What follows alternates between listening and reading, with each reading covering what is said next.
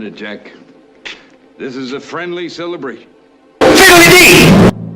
I don't much like the way you celebrate. Good afternoon, everybody. This is Four Men in America. We've got Ken Bennett, Paul Fitch, and Don Woolley here today.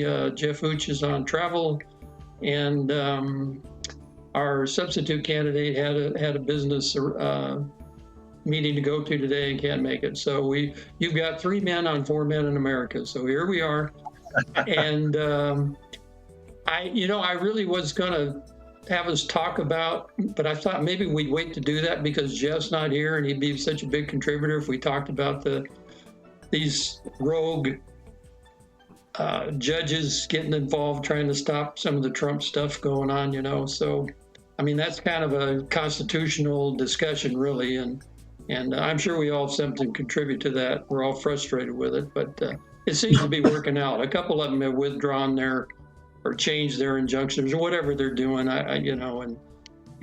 so things are kind of moving along. I heard RFK was sworn in today. Don't know if you guys heard that. So I heard he was confirmed. I didn't hear about the swearing in. Yeah, they swore him in this afternoon. Gorsuch swore him in Trump's office. So, and tomorrow they're going to vote on Kash Patel in the full Senate. So I think once Patel gets in, I'm not too worried about anybody else. The rest of them are Linda McMahon and some of the other ones I think will go pretty quickly. So well, none of the ones coming in from now on can put you in jail. Yeah, that's right. That's why I can't. Yeah, that's very true, Paul. That's a good point. Yeah. So I want to ask you guys, with that being said, I sent out some information today, and I don't know if you got to see it, about this bill, this HB 2703 that passed the Arizona House and Senate about getting your elections more Florida-like. Did you see that? Yeah. Did you see that? Yeah. They passed it? So I think it passed the House. I don't think it's passed the Senate. Yeah, I got on X this afternoon, and it passed the Senate. Really? Yeah. So somebody jumped right on it. Wow. Yeah. Okay. So I must, maybe they had it set up can they set it up to go that way, Ken, or does it, or I guess usually, well, you can, what they probably did is they introduced identical bills in each of the chambers, the House and the Senate. Okay. So that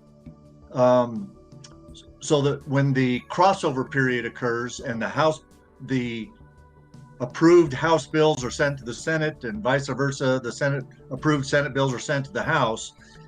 If you have a pair of bills that are identical, it allows a much quicker process in the second legislative body. Gotcha. And they can basically say, okay, these are identical, so we're going to vote them right now. So they might, but I know that this is a real priority. I would have supported this idea, but I also saw in the X announcement that this is going to give us same-day results for elections in Arizona. Yeah. And that is still an exaggeration. Yeah. That mostly same-day results. Well, maybe 90%. Maybe. It all comes down to how close the races are. Yeah, sure. What this will do is it will require people who receive their ballot by mail. They can't just drop it off at the polls on election day. Right. They'll have to return it to the election departments by the previous Friday, which is what Florida does. Yeah. And we have 27 days that the ballots are mailed out before the election. And if you're going to request an early ballot by mail, then you need to get it back sooner than showing up at the polls and throwing it in a box, because it sits in the box for a day or two and then they check to check the signatures, and it really does delay things. So I know the election officials are supporting this idea, but I don't believe that Hobbs is going to sign it. We'll see. Yeah, it'll be interesting to see how much pressure's on her now because of this money thing that's going on, and Andy Biggs jumping in the governor's race. I saw they've already done a poll, and Biggs is leading her in the polls. So, which shouldn't be surprising, really. I think any of the Republicans, there's Karen Taylor Robson, she announced yesterday or the day before. Okay, she did I announce. think either her or Biggs probably defeat Hobbs in a poll right now. Yeah. How about what's her name that's running in the that runs the Treasury or now? Kimberly Yee. Kimberly Yee. I heard that Kimberly Yee told some folks at the state Republican Women Conference a couple days ago that she's going to get into the governor's race too. So I actually hope that Kimberly will run for Secretary of State or one of the Senate positions. But yeah, she'd be great Secretary of State, wouldn't she? Yeah, she would. Yeah. We really liked her when we lived there. But I she'd make a good governor. I'm a fan of all three of those people. Yeah. Well, it'll be an interesting primary. I just want to make. To me, the most important thing is who can win in the general. Oh yeah. Biggs kind of enjoys the part of the party support that supported Kari Lake, and that may not be good. And that didn't happen a couple of years ago when Lake was our nominee. So I could take Biggs. Right now, I think I think Taylor Robson gives us the best chance of winning the general. Okay, interesting. Well, I hope they. We'll watch. I'll keep watching next very closely to make sure what goes on with this bill now, and if Hobbs, what they think Hobbs is going to do. Because how many days does she have to do something? Does she have 10 days or something like that to sign 10, it? I think. Yeah. If she doesn't sign it, it becomes law, right? If she doesn't veto it. Correct. Yeah. Okay. So, well, we'll see. Very interesting. Now the other really big news, and I don't know if you guys have followed all this or not, was yesterday on Truth Social, Trump wrote out his whole synopsis of his phone call with Putin, right? Yeah.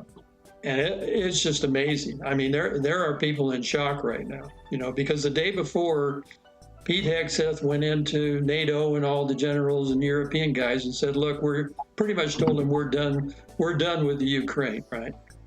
And he told them that you guys are going to have to handle it now. If you want to keep going on, that's up to you, but we're not doing it anymore. He pretty much cut them out of the negotiations and said that Ukraine would never be part of NATO, which has always been a Russian request. They never wanted NATO on their borders. So he laid it out yesterday in Europe, and then today, or day before, and then yesterday, Trump wrote this long thing about the call with Putin. And I have to tell you, I am just overjoyed with this. I mean, because I think the Ukraine thing is done now. I think Zelensky is done now. They've cut him almost totally out of the process. They're going to have meetings in Munich tomorrow with Trump's delegation. I think it's Marco Rubio, JD Vance. Witkoff, I think. Witkoff is going to be there, and a couple other folks. John Radcliffe, I think, from CIA, he's going to be Radcliffe. there. Yeah, and so that's happening tomorrow, and then they're setting up a meeting with Putin where he's going to meet him. And interesting, not in Europe, not anywhere in Europe. They're going to go to Saudi Arabia. So Europeans don't even get to host the big meeting, right? So all very interesting, and I'd like to hear your guys' comments on all that, because it's big news, and it's going to drive the neocons crazy. So, Don and Kim, when I read his little post there, I could feel power. Trump has power.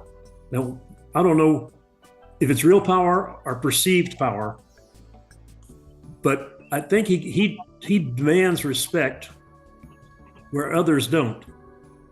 And I think I replied to you guys that two things popped into my head was float like a butterfly, sting like a bee, and speak softly and carry a big stick. And that's how I see Trump. He just walks into the room and he kind of says, by his attitude and his stance, I'm going to win this. If you want to be a winner too, work with me. Yeah. And that's how I feel. When anything he does, he just walks into the room and says, "Okay, I'm here. We can call this a negotiation, but I'm going to win. And if you want to come out a winner too, play along." And well, Paul, I think your point is excellent. That it's hard to know whether it's real power or perceived power, but real power usually comes from perceived power. I mean, perception is reality. Yeah, perception. They say in real estate, the three most important things in real estate are location, location, location. The three most important things in politics is perception, perception, perception. So if you're perceived as being powerful, you are. And so, and I think there's so many aspects of what is it? Only 3 weeks? How long has he been president? Yeah. About 3 There's weeks. so many aspects of these first 3 or 4 weeks of his presidency that we see his negotiating style come through. I think some of these executive orders he knew might be struck down by the courts, but it would sometimes it's a diverting attention over here while he gets 6 things done over there. Mm-hmm. Sometimes it's I'm going to at least make a statement of what I would like to have happen, and whether if the courts shoot it down, we'll fight it out in the courts. But there's so many aspects. I have wondered now for weeks whether Matt Gaetz being nominated for the Attorney General was, he knew, he knew one of his nominees was going to have to kind of be a sacrificial lamb, and and it scared so many people to death when Gaetz was nominated that maybe he did that and he knew it wouldn't work. But I think Pam Bondi's going to do a great job. And so, and here, this is a man that, wrote The Art of the Deal. So I think he knows how to negotiate. My response on the Ukraine thing is that I'm okay with the U.S. backing up and not being the one that just keeps paying and paying and paying and letting this thing go on. As long as, and I think Trump can get it done, we negotiate an end to the war that doesn't just throw Ukraine to the wolves. And I don't want to. I agree with you, and I don't think he will either. I think. I think they believe that Russia is the part of Ukraine that Russia has in their right now is what they wanted. I don't think most people believe that they wanted any more than that. They never did want all of Ukraine.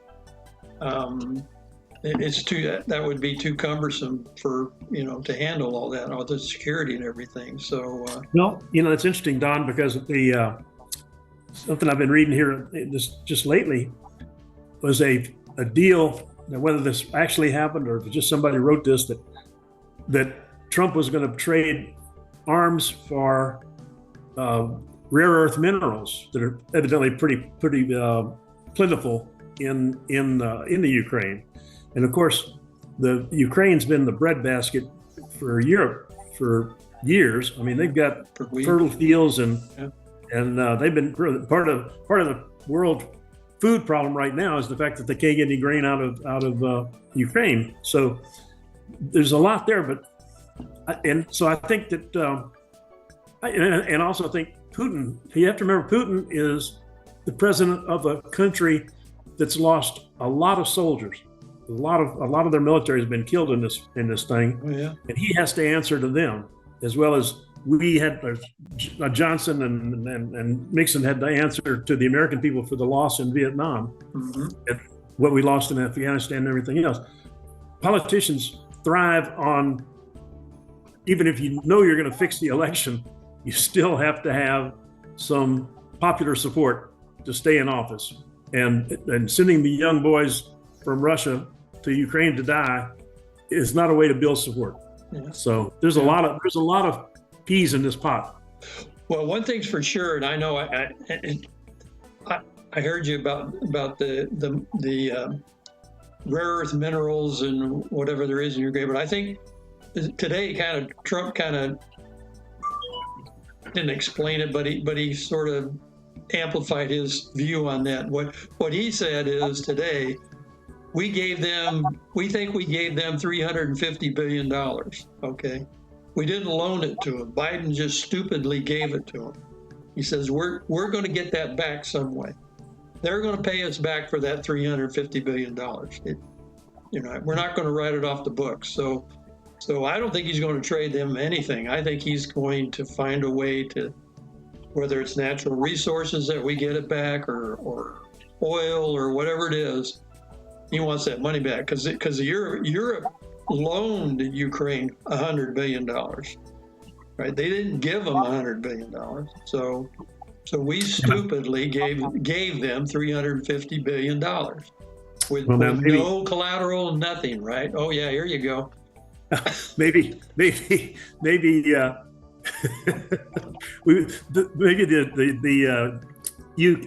what am I trying to say? NATO, the UN, the Europeans weren't getting as much back from Ukraine as we were, and that's why they didn't give it to them. Yeah, that could be. Yeah. So the other thing, of course, is Zelensky's completely cut out of this loop now because in Trump's memo, you notice he said in there, "I will call and inform Zelensky right after this phone call."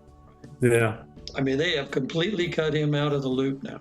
He's done. And whatever he says doesn't mean anything. Russia already considers him an illegitimate president because they didn't have another election and he wasn't reelected. So he's running on a sort of after the election overtime. Yeah. So anyway, it's all. I'm just pleased because it's all coming to an end, and somebody stood up and stopped it. And like you said, Trump's able to. I don't know how he's able to communicate people like with Putin, right? Mm-hmm. The things he says, he talked with him about World War II and all the lives lost and how they were our friends in World War II and how we have all these great natural resources together and how we need to work together. And the other thing he said today in a press conference he had when he was talking about all this money that we're throwing away that they found, he said he wants to sit down with Putin and the president of China, and they want to talk about reducing all the nuclear weapons to try to back off on all that stuff and stop spending all that money and invest it in our people. So he's really changing into long-term mode now, but I mean, every day is just, I think the gears are turning in his head all the time. He hardly ever sleeps, it seems like. Yeah, and he's thinking, he's not thinking, we're thinking about today, what's going on, and he's thinking about tomorrow, what he's going to do, and the next day, and the next day, and the next day. And he's got all laid out in his head. So, they say he's got a photographic memory. Once he meets somebody and gets a phone number, he knows who they are and he knows their phone numbers. So I don't know. He's interesting person, but I think we're getting on the right track now. So yeah, it's great. So I sent you guys an article about how the president and his administration are moving so fast. He's got Mike Johnson working with him to change the budget bill into a reconciliation bill that will not require a Senate vote of majority vote of 60. Reconciliation bills can be passed with only 51 votes or 50 or majority, a straight majority. Yeah. And so what he's doing is according to this article, all this freezing of funds and things like that the Democrats have brought suits against him to say you can't do this, you can't fire these people, you can't do this, that, and the other. He's just putting it into the reconciliation bill, which takes it out of the executive branch and puts it in Congress again. Yeah. And Congress can do anything. Well, I say can do anything they want. They can do things and make laws that the judicial system can't screw with. Yeah. Where they can file suit against the president. They can't file suit against Congress if it passes a law and puts a bill in place that then the judges have no handhold to work on it. So he's trying to move the he's like playing chess while everybody else is playing checkers. One of those bills that Biden passed, and when it had that funny name about something about improving America, but that what was you remember the name of the bill I'm talking about? It was for the benefit of America, but that's not what it was called. They had some very tricky name for it. Anyway, that was passed in a reconciliation vote, from what I understand, and so they can repeal any of that with the same kind of reconciliation vote. So there's another step they can take to cancel some of this waste that's going on. And there's a lot of waste. I mean, they talk about things today. It's just hard to believe. So the DOD sent Reuters news agency, I think, a $9 million contract to, basically they wanted them to confuse people on the issues, what they said. Right? The DOD, I mean, that's one of the things they found today in the Doge thing. So it's just incredible that so many people want to be so dishonest and went along with all this stuff. I mean, just to be there, right? Just to sit in that chair in Washington, D.C. and keep it going. Well, I think there's pecuniary results from things like that. These guys don't just make this stuff up because it feels good. There's a benefit in there. We'll follow the money, right? Yeah. I mean, it's really a case of just follow the money, because I just ordered Bongino's book on my Kindle. Oh, Follow the Money? Follow the Money, yeah. They're supposed to be real good. Yeah, good, yeah. See how that works out. I watched him today. He was talking, what was he talking about today? I think he was talking mostly about getting RFK through the system and a few other things. You guys listen to him today? No, I didn't. I did not. Yeah. It was on the roof. That's right. Ken was on the roof again, Paul. He's. Might want to hire somebody to do that, Ken. There's a lot of gravity out there. I think he's finished. Yeah, there is. Are you finished now? Did you? Oh, no. No. We're a third of the way. Oh, okay. Well, we'll pray for your roof, Ken. Right? And you. We include you in that. Yeah. So, don't pray for the roof. Just pray that I don't fall off the roof. There you go. Yeah, we don't want you doing that. So what else we got going on in the world you want to talk about, or in the country, or any place? There's a bill being introduced by Senator Ortiz here in Arizona, called the Immigration Trust Bill, and it's basically a sanctuary state bill that she's introducing that prevents our government in the state from assisting the federal government in the mass deportations. And you just it kind of makes your skin crawl, the trust bill, because what she's saying is that with ICE coming in and picking up all these illegals, that the resident legal population is afraid to go to the store, afraid to go to the hospital, afraid to call the police. So I sent her a little note that just basically said, if the Democrats hadn't let 20 million illegals in here, ICE wouldn't be out looking for anybody, and your people wouldn't be afraid. Yeah. And I haven't heard back from her for some reason. She'll call I thought it was interesting, though, that Lori Roberts, who's one of the editorial writers for the Arizona Republic, and usually thought to be kind of very much on the left-leaning side of the political spectrum, went right after the Democrats and wrote an editorial yesterday or the day before, just scathing comments about how dumb the Arizona Democrat Party or leading Democrats are to be doing exactly opposite of what the people just voted for. The people just passed Prop 314, the Secure the Border Act, that we passed, last year. That passed was over 60%. People want the border secure, and they just keep banging this drum of exactly the opposite. Yeah. Didn't they just have some pretty big riots in Phoenix? Didn't they have a mess in Phoenix just a few days ago? I Yeah, wouldn't call them they had a riot. demonstration by the Yeah, Capitol. demonstration at the Capitol. But I thought they burned some police cars and broke some I didn't windows and stuff. I didn't see that. I didn't hear that. Yeah, I don't know. I thought I saw that, but We lost a police car here in Prescott. We had a high-speed chase. Some guy ended up crashing the car, killing himself, blew up, caught a police car on fire. It was pretty exciting yesterday. Oh, goodness sake. So what was he running from? Do they know? Don't know yet, but Yeah. Wow. there were sirens everywhere and a high-speed chase through the whole town almost. Amazing. Yeah. Well, we got over our, I told you a couple of weeks ago, we had this, the governor called a special session to fix our immigration laws. And there was a big tit for tat going on there between the Senate president and the House Speaker and Governor DeSantis. And they finally got together and it looks like they've come up with a good immigration bill now. And they called another special session themselves, the House and the Senate did.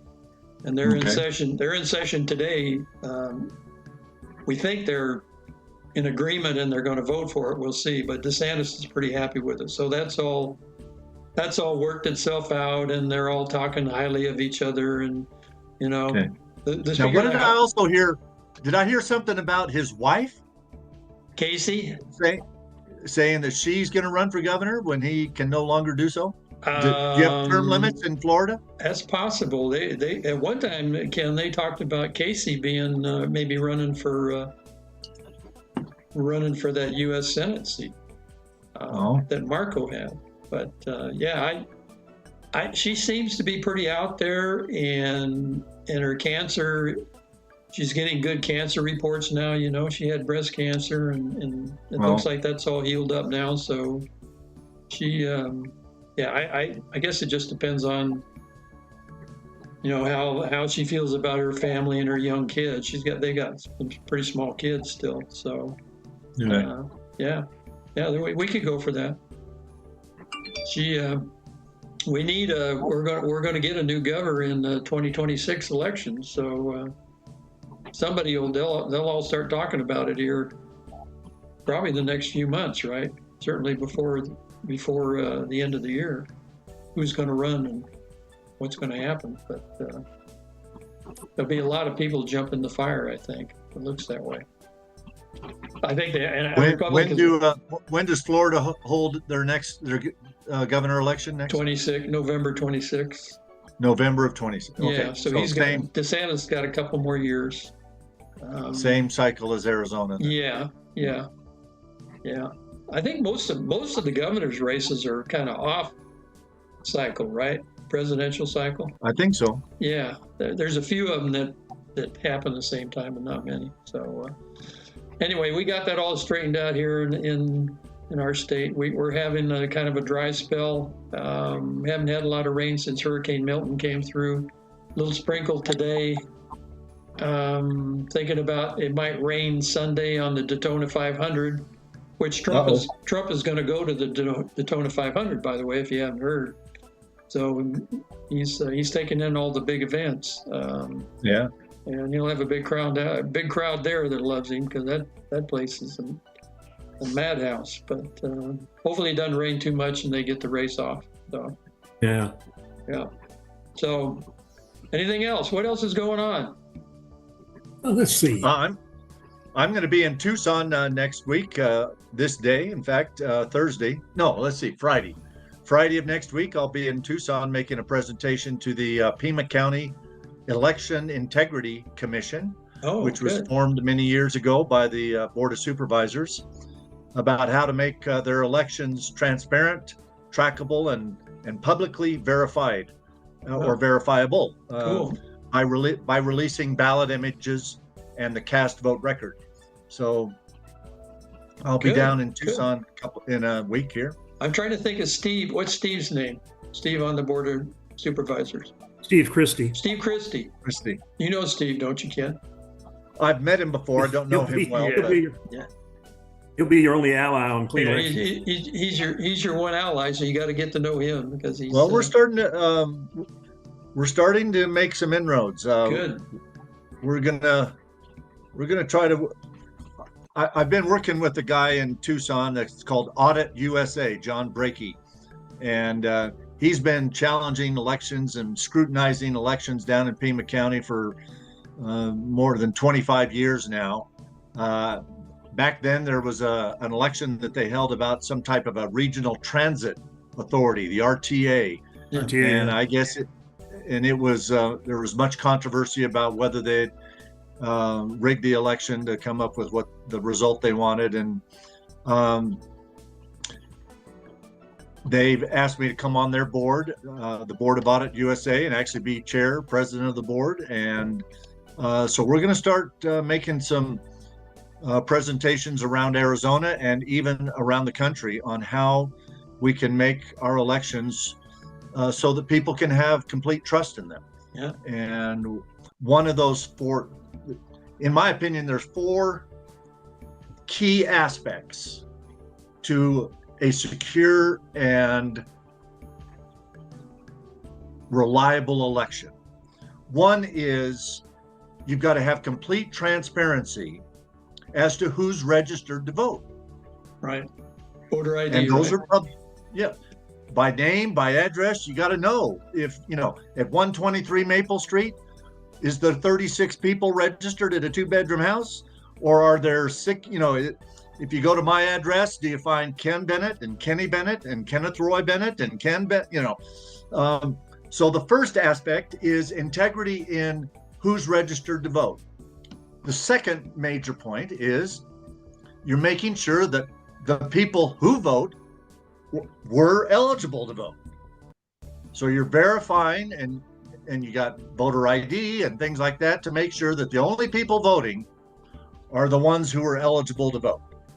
The third major step is, now that you know who voted, do we have the exact number of ballots as the exact number of people who voted? Right.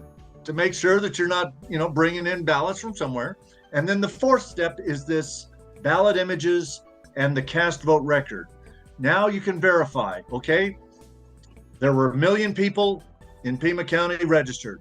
800,000 of them voted, okay? If 800,000 voted, we know them by name and address, and they all came from the voter registration list, we should have 800,000 ballots.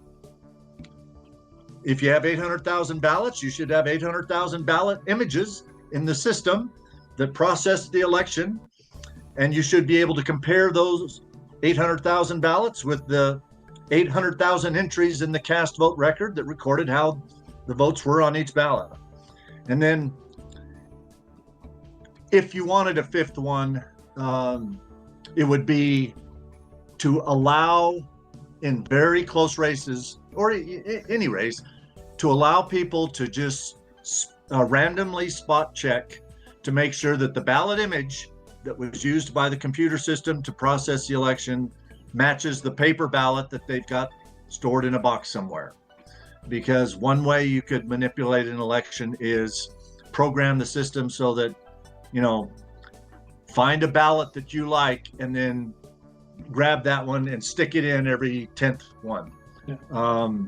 So there's only about 4 or 5 fundamental principles that need to exist for people to have confidence in our elections. How about getting rid of the electronic voting machines and just use paper ballots? Well, in Arizona, we have paper. Yeah, I'm just throwing that out there as and yeah, I think we should have a paper trail for every voted ballot. Yeah.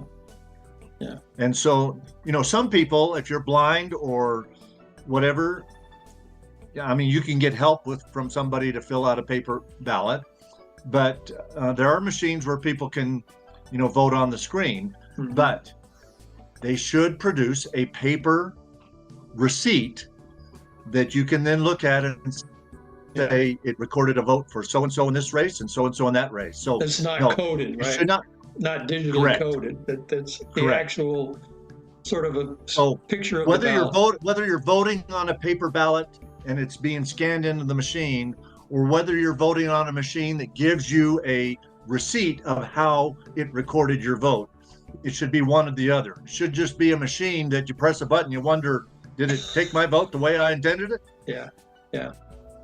Well, even Ken, if you get a receipt out of that electronic machine that says you voted for A, B, and C, what's counted? What's counted is in the machine, and the machine may have played with that. Which is why, if you vote on that machine and it spits you out a receipt and it said you voted for Smith and Jones and Garcia in whatever races they were running in, it still has to record. It says, okay, you were the 500,000th ballot or vote that was cast. The results from your vote are going to be in the cast vote record. It's a record of the votes cast. And on row 500,000 of the cast vote record, you should be able to go in and see that the system recorded a vote for Smith and Jones and Garcia and matches up with your receipt. Whether you're matching the record, the cast vote record, to a receipt or an image of your paper ballot, that's where the real transparency and public verifiability comes from. So yes, you have, in my opinion, in our opinion at Audit USA, you have to be able to verify that, because every ballot that goes through the system, whether it was an electronic voting machine that printed you a receipt, or whether it was a paper ballot that you filled out on paper and was scanned into the machine, it has to record an image of the paper ballot or a receipt of the vote that you cast on the machine. And either one or both of those should be comparable to the row that represents that ballot in the cast vote record. And then you can look at the bottom of the columns in the cast vote record and say, okay, they say Garcia got 10,000 votes, and that's what they reported to us. But we can see ballot by ballot, row by row, that the ballots were correctly recorded in the cast vote record. So would you, another thing would be, would you restrict the use of mail-in ballots? No, I don't. No? I don't have a problem with mail-in ballots.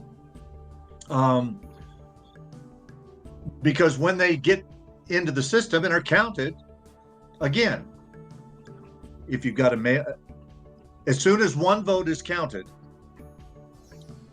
now you got to make sure that the person didn't mail in their ballot and that was counted. Then they went to the polls and voted on election day, and that got counted twice. So again, if 800,000 people vote in the election, whether they voted by mail or they showed up at the polls, there should be 800,000 ballots in the election management system. It's the EMS. I don't think there's a problem with mail ballots coming back in. I think we can make some improvements. I actually don't like verifying the voter based on a signature, because signatures can be, when I do something online, what was it I did the other day? I created a new account at some company where I was shopping online, and they sent me a 6-digit code. I told, we're co-signing for one of our kids to buy a house. Oh, okay. Okay. So I go on their online application thing and I'm filling all my stuff and I create my account and I say, okay, my phone number is 123456789, and they sent me a 6-digit code to that phone number. And when I put that 6-digit code back in, they knew that they were talking to me. Yeah. Okay. So there are some improvements we can make for mail-in balloting, but I don't have a problem with mail-in balloting. Now I receive my ballot by mail, but I don't mail it back in. I take it in person. Yeah. I'm just wondering if there are some restrictions to the number of mail-in ballots should be made, like if you're going to be out of state, if you're unable to go to the polls, you know. That's what Arizona used to be. It used to be called absentee ballots. And Yeah, you had there to you go. tell the county recorder's office, I'm traveling or I can't come to the polls on election day. We did that for 20 years. We had absentee ballots. And then 20 years ago, and it was before I was even in the legislature, people started to realize, well, if some people can do absentee ballots, why can't I just vote by mail myself or go in and vote early? Yeah. And so we basically made absentee ballots at the choice of the voter. Yeah. If you prefer to go in and vote early, you can do so. But as soon as you do so, the system should record that you have cast your vote. We're not going to accept another ballot from you, either by mail or on election day. Yeah. Yeah. Okay. Well, let us know how it goes, you know, how it works out down there. And if you get any other request, we'll have you come to Florida, Ken. Okay. Florida does a lot of good things about elections. That's why that bill was passed. Yeah. To mimic Florida's procedure that if you are going to get an early ballot, get it in by Friday. Get it in. Don't drop it off on Tuesday when it causes us, another several days delay on getting results out. Their clock is 7 o'clock on election day. It has to be in their hands, too. So. Well, that's what Arizona is. Yeah. But we can't have hundreds of thousands of mail-in ballots dropped off at the polls. They just end up in a box, and it takes 4 days to process them and check signatures and everything. So I wonder what do you think psychologically? What do you think people are thinking when they do that? I mean, what do you think? Is it just they voted and left it on the table, and suddenly they realized it was election day, or are they purposely thinking, well, I'll just take it in on election day because if I went to the poll, I'd vote on election day, so I'll drop it off on election day. I mean, I always wonder what people are thinking about that. Yeah, I think it's a combination of that, but I think the way Florida does it is a good way. If you're gonna vote early, if you're gonna get a mail-in ballot and you want to return it, you need to return it early by Friday so that we can count it in the results that are released on election night. Yeah, and the elections we voted in since we've been here, we fill out a paper ballot. We blacken in the ovals. An oval? Okay. Yeah. And then we go over to there's usually two machines to feed ballots through. So you put your ballot in and it tells you that it got counted. And then you get a sticker and you walk out the door.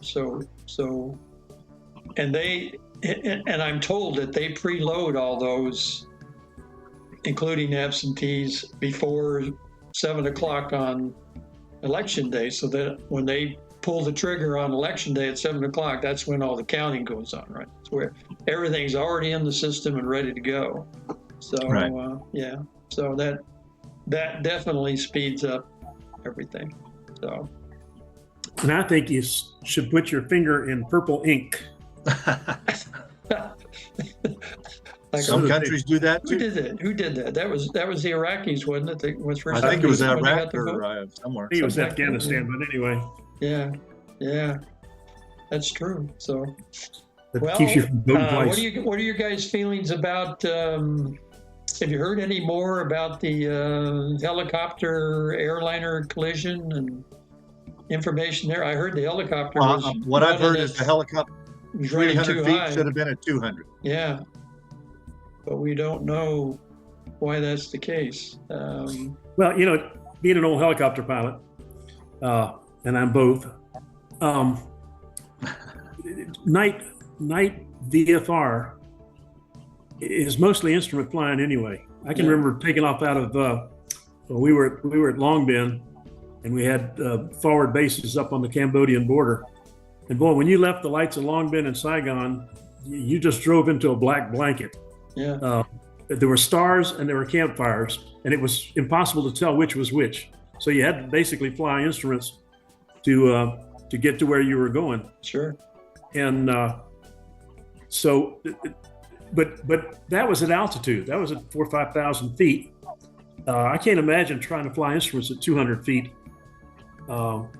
at night with all the lights and airplanes going around and everything like that. And if they had night vision goggles on, their view was limited. You talk about tunnel vision. You can see you don't have any peripheral vision. Straight ahead of you. Yeah. So I don't know. They haven't said, or I haven't heard whether they were using NGVs or not.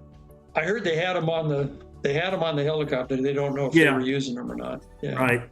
And then the other point, one of the guys made, one ex-pilot, Black Hawk pilot, said that he thought they should have had another flight engineer, so they had one guy on each side of the helicopter so that they could each monitor their side, because I think the airplane came from the left, right?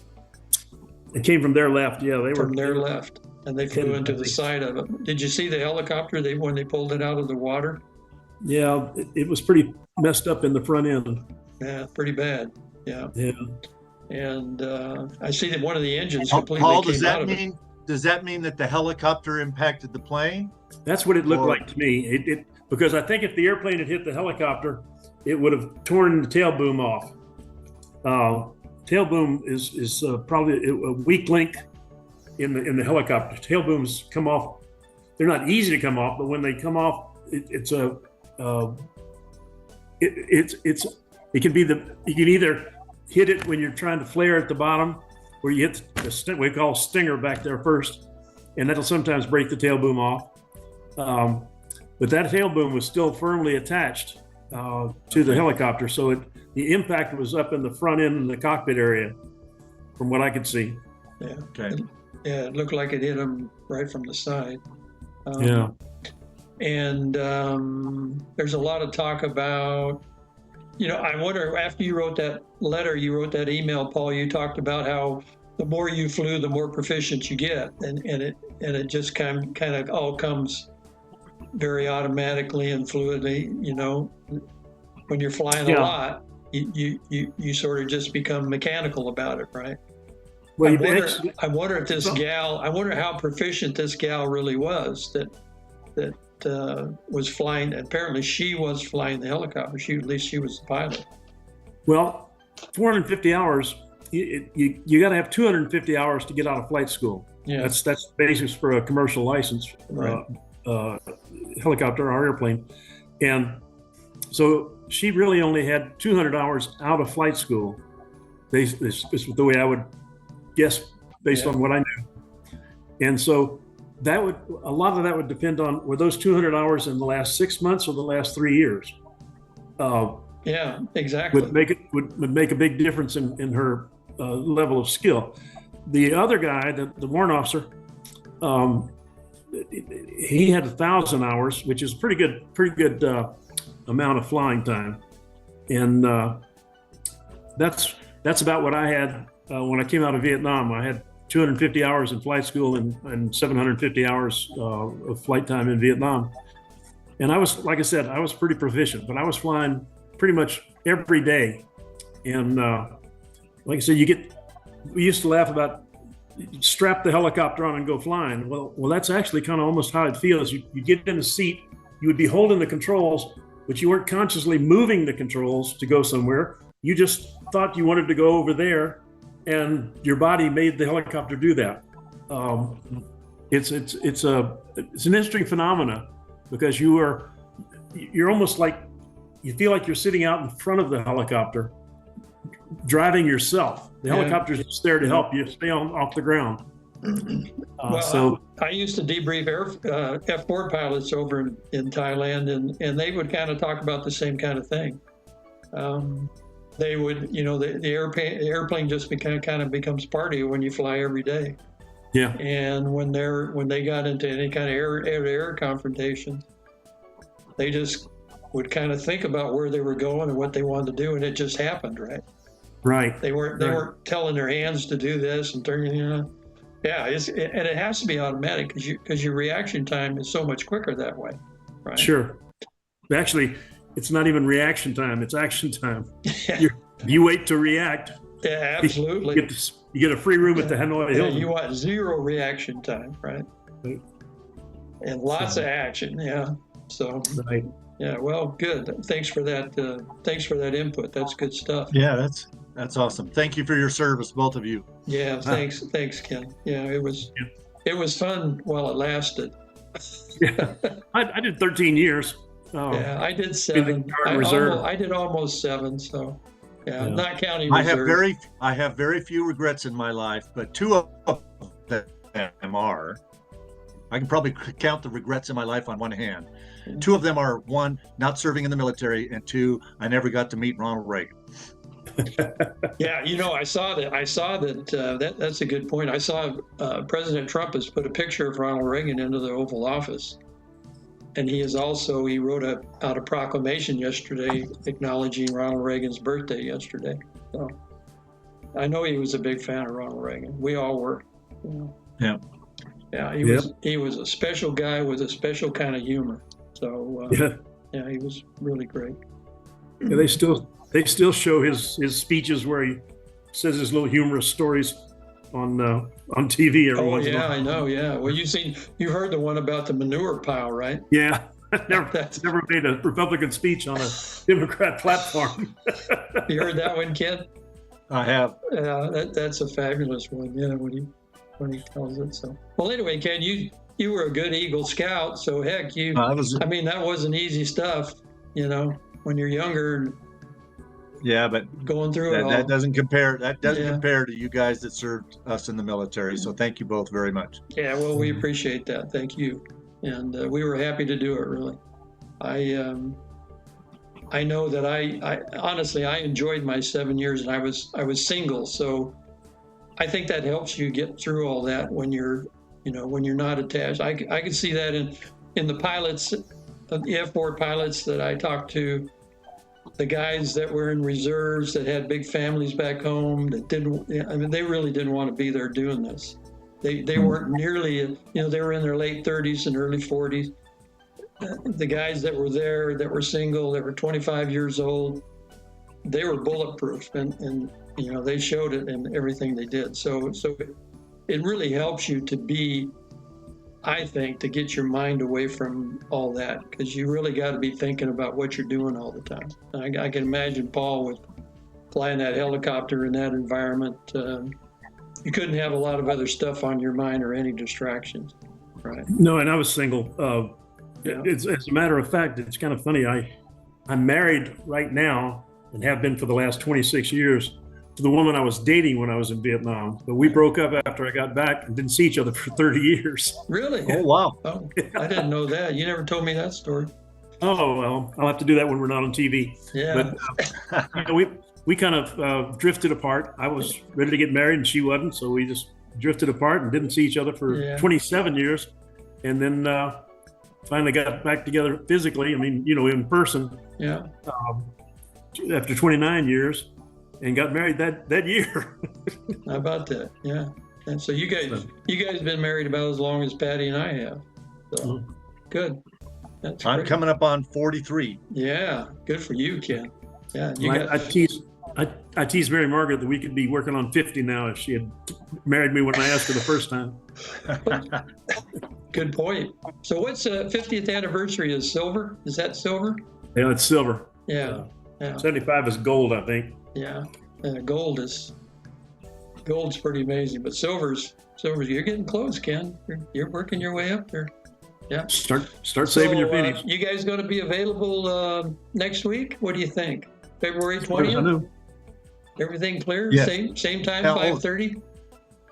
Yeah, that's the day I'm going to be driving down to Tucson, and I think we're supposed to go over to the Pima County building at 2 to check out the room or whatever. So I'll have to work to make arrangements for 3:30, but I'll make sure that happens. Okay, great. Yeah, we'd love to have you, Ken. I think Jeff will be back next week. So we'll talk about this, some of these rogue judges and the Constitution, and I'll give you guys your homework to bone up on that.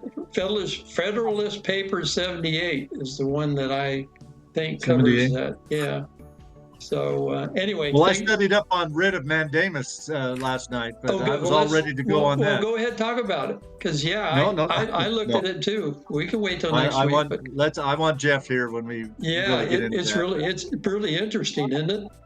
Well, writ of mandamus is when a court orders a lower court or another agency in government to do something. Yeah, that's how the courts exercise their check and balance on the other two branches of government. And it could be either stop or go, right? Yeah. Do this or don't do that. Yeah. Okay. Well, we'll catch up on all that next week. But thanks you guys for being on, and we will see you all next week on 4 Men in America. Say goodnight. One more thing. Yes, sir. Tomorrow's Valentine's Day. Oh, that's right. Happy Valentine's Day to everybody too. And don't forget to subscribe and hit the like button. And we'll see you all next week. Thanks, guys. Okay, take care.